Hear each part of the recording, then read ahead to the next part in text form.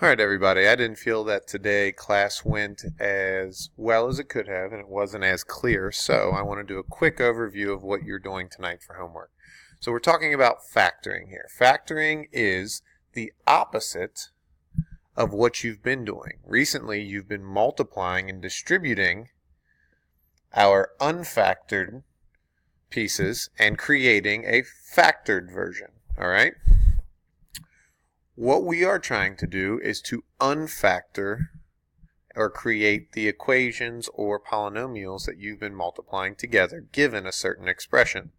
So, first of all, factoring means to undistribute what we've been doing, and you're going to factor using the greatest common factor, or today we talked about greatest common denominator, same thing. So in this case here, you've previously used unfactored terms and distributed and created new polynomials. So 2x squared times x would have been 2x cubed, and then 2x squared times a negative 4 would have been a negative 8x squared. Same approach for this next portion.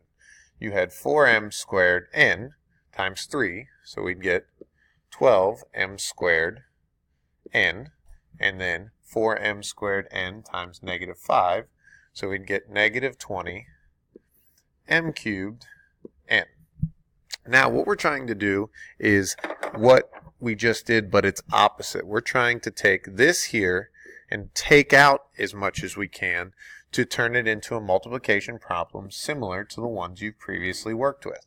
So in this case here, our greatest common factor, we're looking for a number or a variable, or a number and a variable that could be taken out of both of these. So I first need to look at the numbers that I have available to me.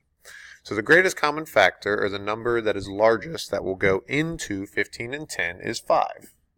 Now, if I take a 5 out of 15, or divide it by a 5, and the 10 by a 5, what remains is the expression that I will be multiplying by. So 15 divided by 5 was 3.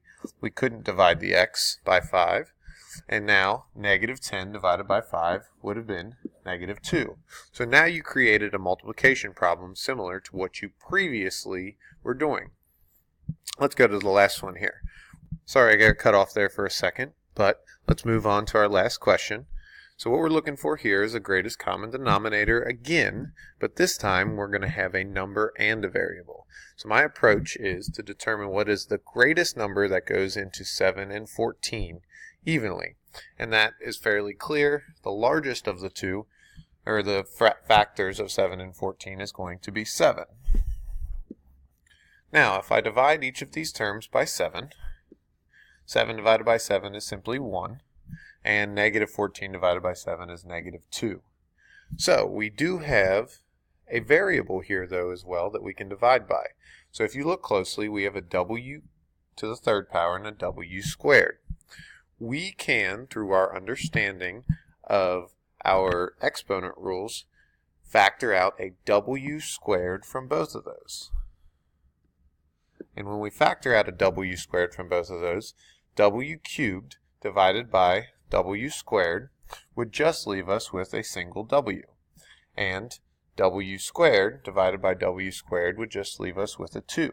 But since we took it out, we have to add it to the factor that we already had factored out of 7. So hopefully this is helpful for you tonight. If you have any questions, please feel free to reach out. I'll be available. Have a good one.